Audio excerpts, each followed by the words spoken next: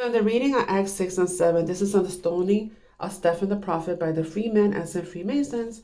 Okay, so right here, it tells you that we were his descendants will become slaves for 400 years. No more, no less. This is the southern kingdom, but the northern kingdom already have been fallen into captivity. This is the last kingdom to fall. And this is Jehudah. This is in Utah where Daddy's temple was, right? Before the Babylonian captivity came and they destroyed it and they built a Messianic Mormon temple right on top of Daddy's temple. And Daddy's going to come and pay them for that.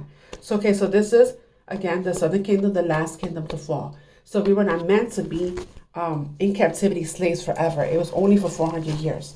Okay, so now the reading of Genesis. Okay, so the reading of Genesis, Noah cursed Ham to become the lords of slaves to his two brothers, Shem, which is us, the descendants of Shem, Jasharel, and Japheth. We will share the same faith. But when we broke covenant, now we became bondservants, which along with Ham to Japheth, our brothers. So these are the nations, these are the colonized nations, these are the European nations, okay, along with Gomer, China. So everything that happens in China and Europe is going to happen worldwide because they run the world right now, okay? So the flights, the reason that they grounded the flights because they're preparing everything to be into AI. Along with anybody that's in these systems, this government's assistance like welfare, Section 8, those are the first things they're going to go into AI. So I'm preparing you. AI is a Luciferian force. That is the beast system. Beast system.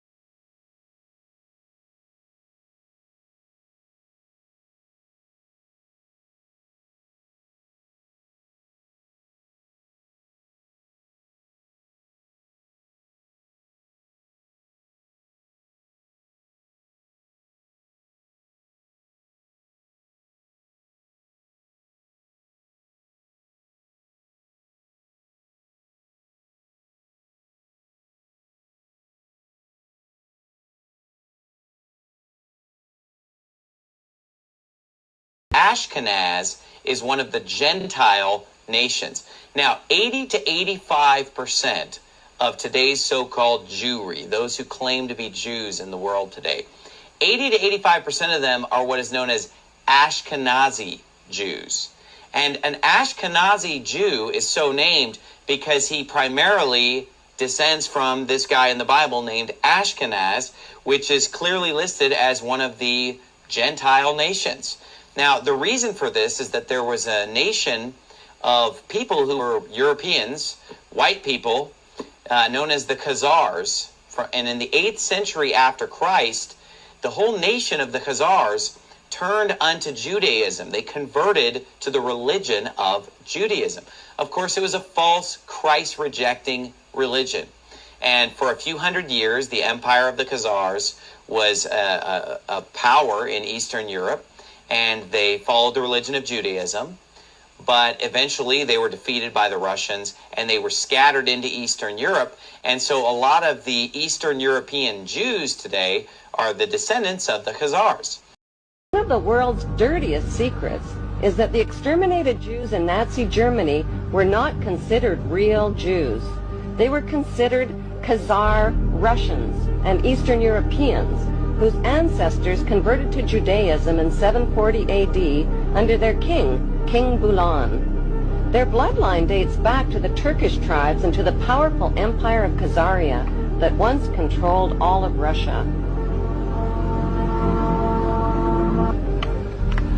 Arthur Kessler, who wrote The 13th Tribe, claims that over 90% of today's Jews are racially non-Jewish and have no genetic relationship to the 12 tribes of Israel.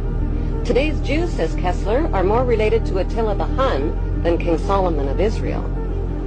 2,000 years ago, when the Roman conquerors evicted the 12 tribes from Israel, the largest tribes, called Dan and Naphtali, settled in Denmark and Norway. Their Viking king, called King Canute, that the Rothschilds claim to be Jewish, but are in fact Khazars from Mongolian Eastern Europe. Like Eisenhower, the Rothschilds have Asiatic Mongolian genes and not genes of Judaic people. The Rothschilds are like 95% of the Jews today and have Khazar genes and are now known as Ashkenazi Jews. But Georgia and Ukraine are 800 to 1,000 miles north of Palestine. Fact. Every prime minister of Israel has been a Khazar Ashkenazi Jew, with no connection to Semite people at all.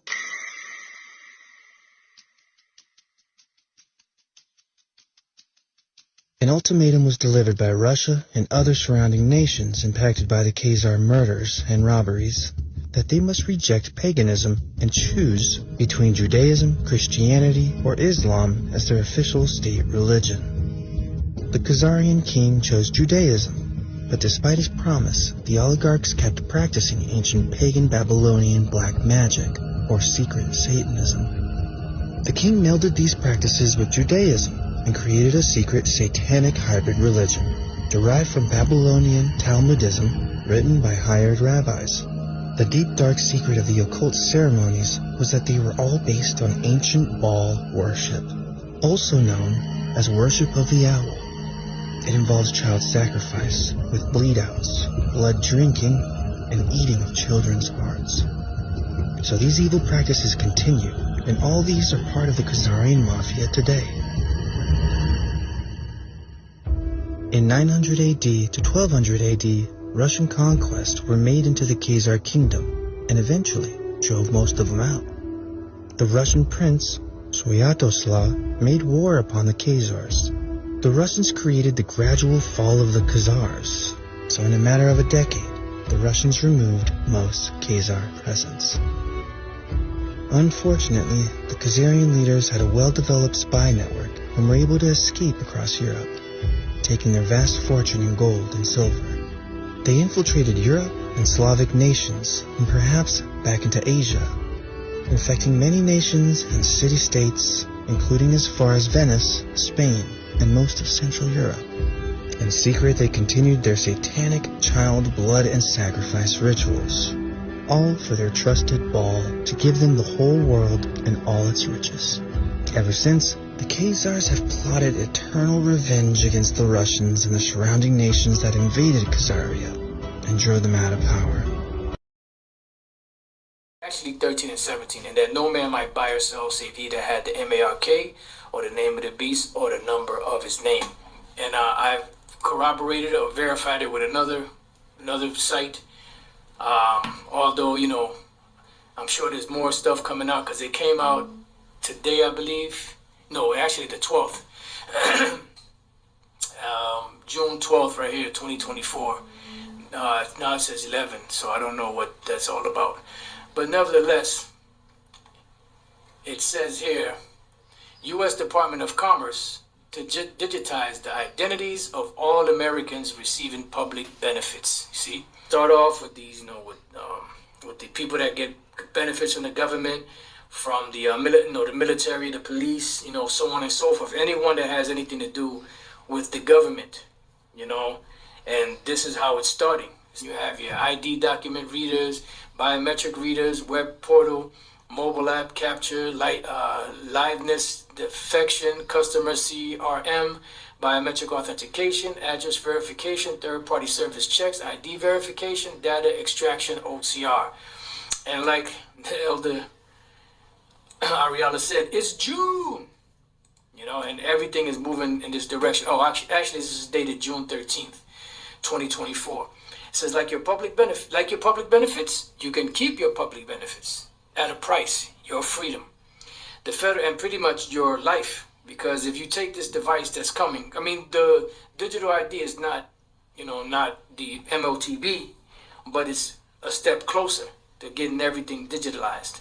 All right. It says the federal government has adopted a whole of government campaign to enforce the adoption of a universal ID when universal basic income is adopted in the future. And that's your UBI. No one can be able to buy it. No man can buy or sell. Remember, it's June.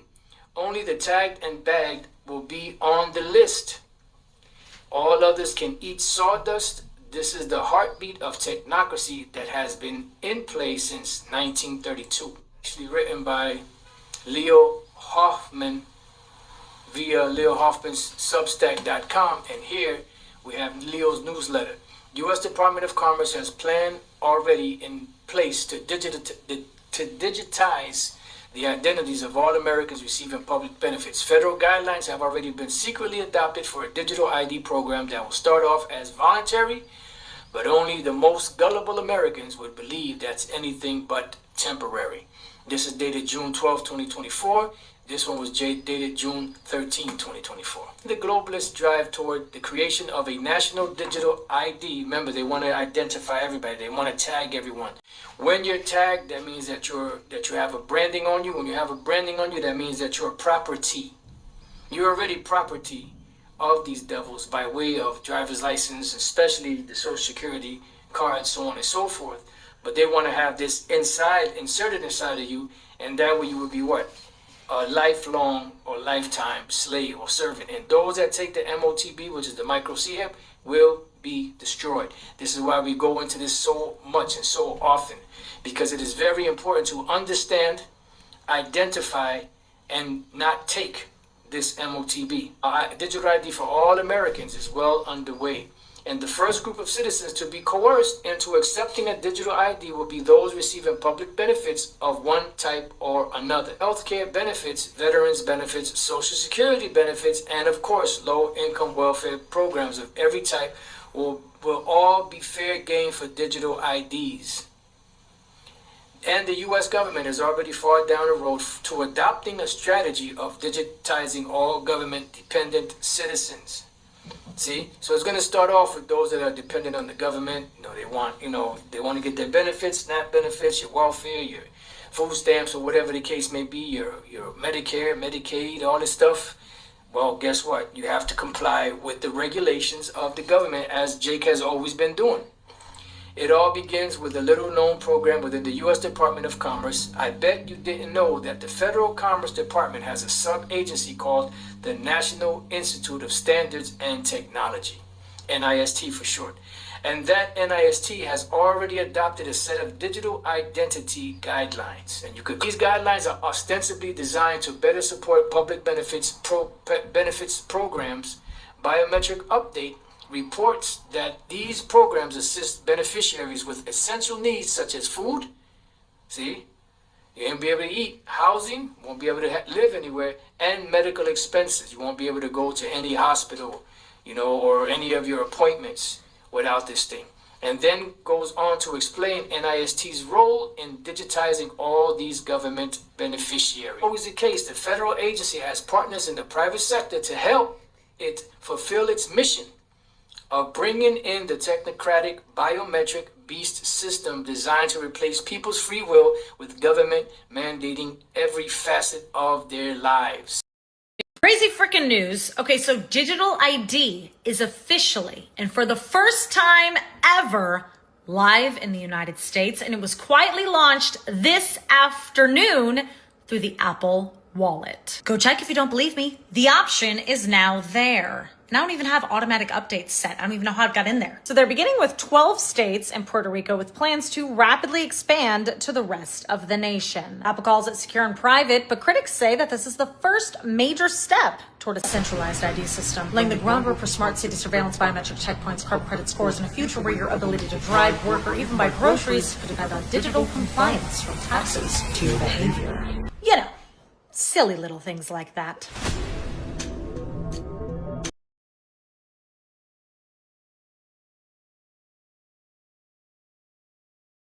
Apple officialise le Digital ID aux États-Unis. Et oui, le meilleur moyen de rendre le contrôle obligatoire, c'est de l'intégrer dans l'objet qu'on utilise tout le temps, le smartphone. Et depuis le premier iPhone, tout était déjà prévu. Ils nous ont vendu l'habitude, l'addiction, le consentement. Pensez-y, de quoi ils ont besoin pour le Digital ID? Caméra frontale, micro, Face ID, fingerprint, géolocalisation permanente, l'Apple Watch connecté au rythme cardiaque, au statut médical. Donc Apple à la base, c'est pas une marque stylée, c'est un programme de rééducation mentale. Ils nous ont conditionnés à accepter leur prison digitale. Le tout emballé dans des publicités avant-gardistes. Mais l'iPhone, c'est l'œil qui voit tout le temps. Et l'Apple Watch, c'est le bracelet électronique de la Smart City. Mise à jour après mise à jour, ils ont effacé le réel. Les symboles sont devenus abstraits. Les applications deviennent transparentes. C'est pour habituer notre cerveau à l'idée que le smartphone doit disparaître. Put a chip in your brain to control your mind. Pour laisser place à un appareil fusionné avec le corps. Et on entre dans le monde post-humain, où tu seras contrôlable à distance. Tes pensées enregistrées, analysées, prédictées. Le Digital ID, c'est la dernière étape pour que l'être humain devienne le produit. One man who knows the dangers only too well is Aman Jabi, who was at the forefront of digital development in Silicon Valley, California, for 25 years. He left when he recognized the dark side of surveillance technology, choosing instead the peace and beauty of Montana. He's an expert in facial recognition. It's a technique that is used to uniquely identify the biometrics of any face. So, in a device like your smartphone, and most modern smartphones in the last 5 or 7 years, they have a 3D camera module in the front of the phone which you cannot see. Within that module is a near-infrared projector which projects tens of thousands of dots on your face.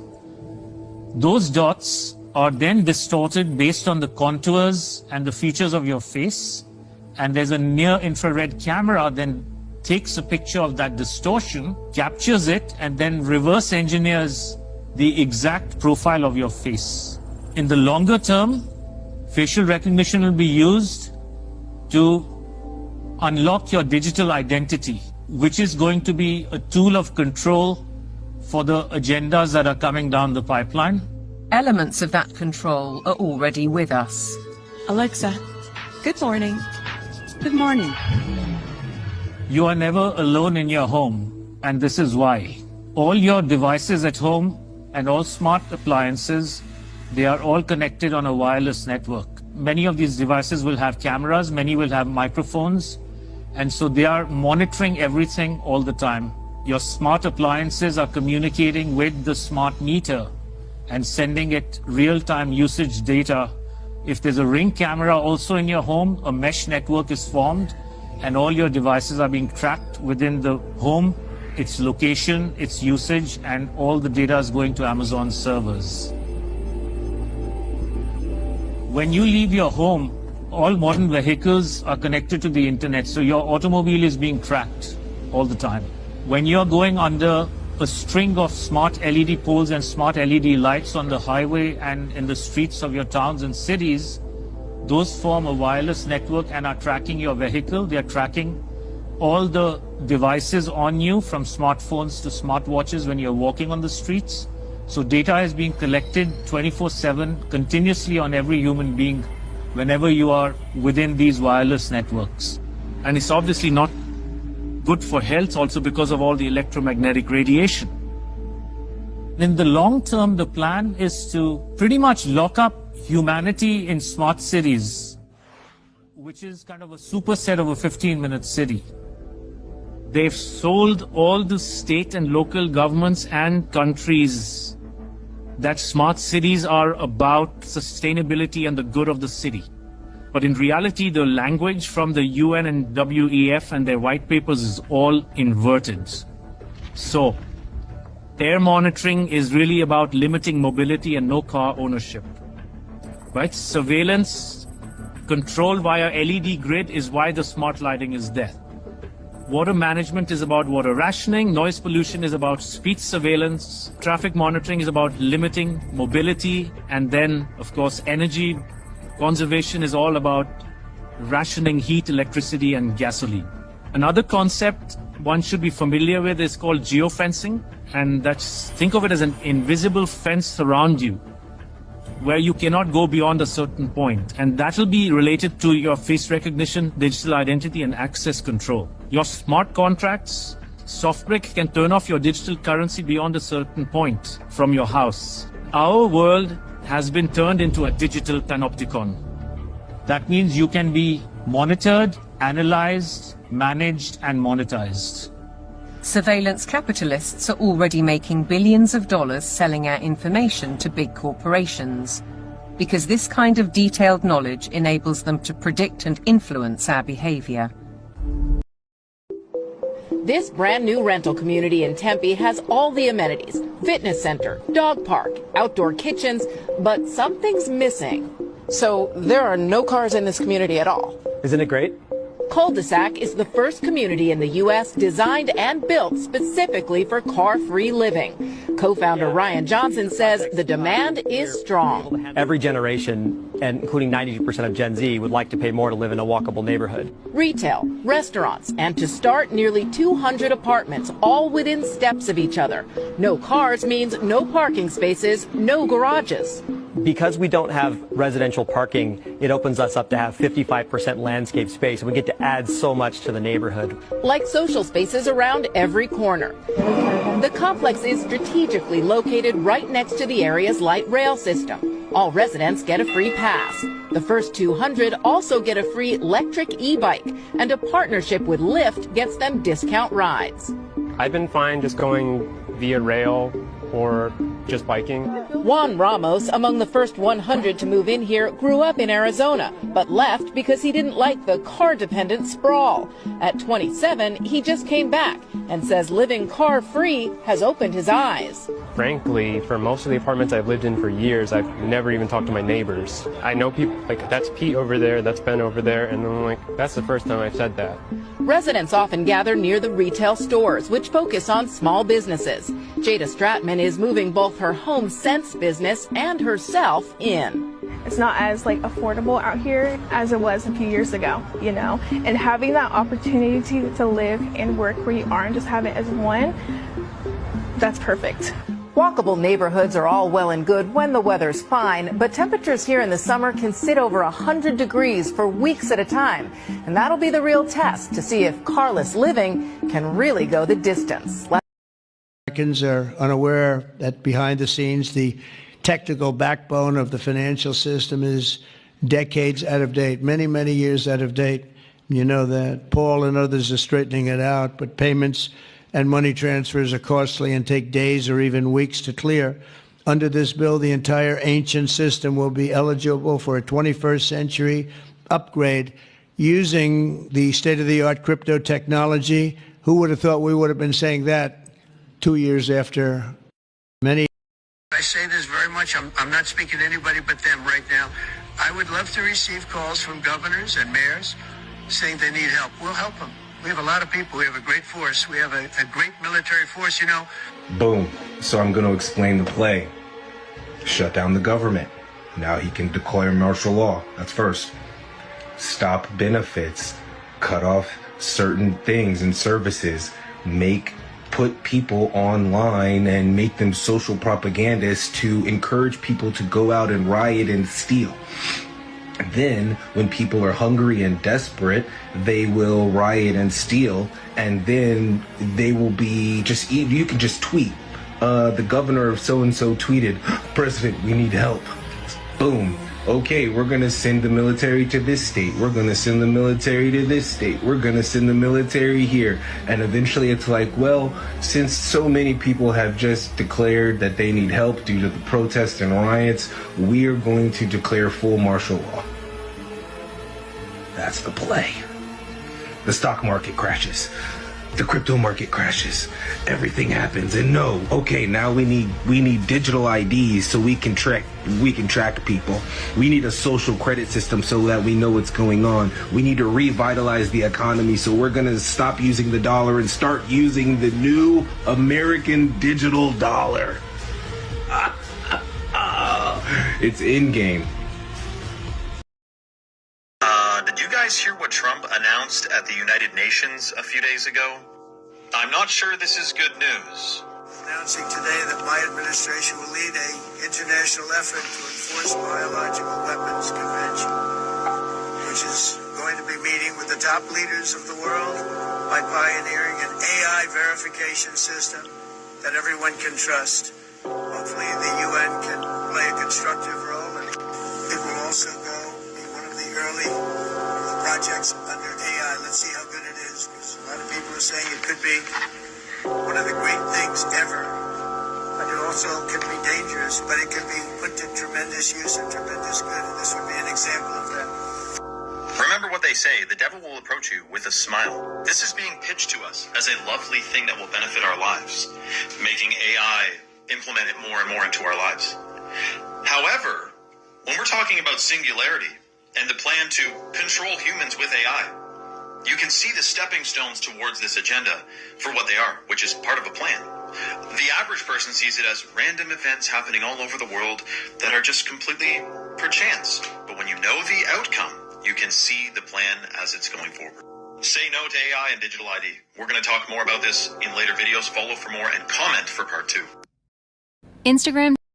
China unveils doctorless AI kiosks that diagnose and dispense medicine in just 5 minutes. Imagine skipping long waits, crowded clinics, and repeated trips. These kiosks put speed, convenience, and care directly in your hands. No human doctor required. Here's how it works. You step in. Facial recognition and medical sensors check your vitals. Blood pressure, heart rate, temperature, oxygen levels. In minutes, AI analyzes the data and delivers a probable diagnosis. Then, it hands you your medicine instantly. No lines, no forms, no waiting. They're popping up in malls, transit hubs, and public squares, bringing fast, affordable healthcare to busy cities and even remote towns. AI isn't perfect. Rare diseases, complex cases, and mental health issues still need human doctors. But for routine checkups and minor ailments, this is the future of medicine. Fast, frictionless, and at your convenience. So, would you trust a machine over a doctor?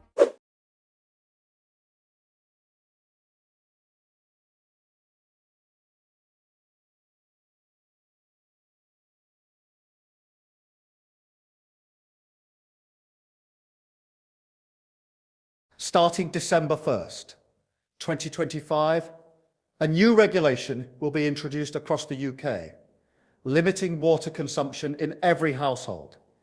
Each person will have a daily allowance of just 20 litres.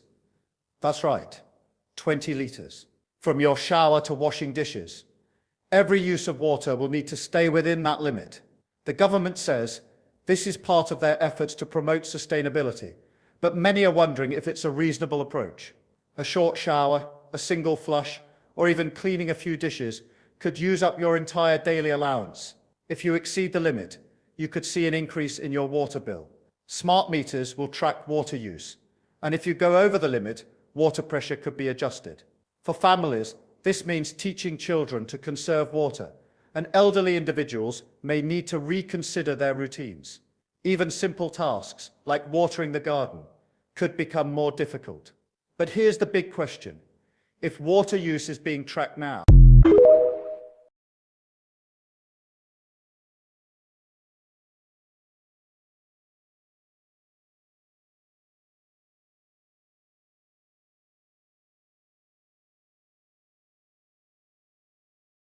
It was all in the news this past week. Mark Zuckerberg, Sam Altman, all the tech billionaires are not only building empires, they are quietly buying up a lot of land, digging bunkers, and talking about AGI as if it's something that's going to be frightening and killing us all. Sam Altman, he's the guy behind ChatGPT, of course. He has what he calls an escape ranch in Hawaii with backup power, a stocked pantry, and weapons, just in case. Okay, but this is the one that really got me. OpenAI's chief scientist said that they are now building a shelter for all their engineers who are working on AI, And just in case they need it and they might want to have it before they unleash AGI. What's AGI? I haven't even heard of this. The AI can think for itself and make actions without any input from any humans.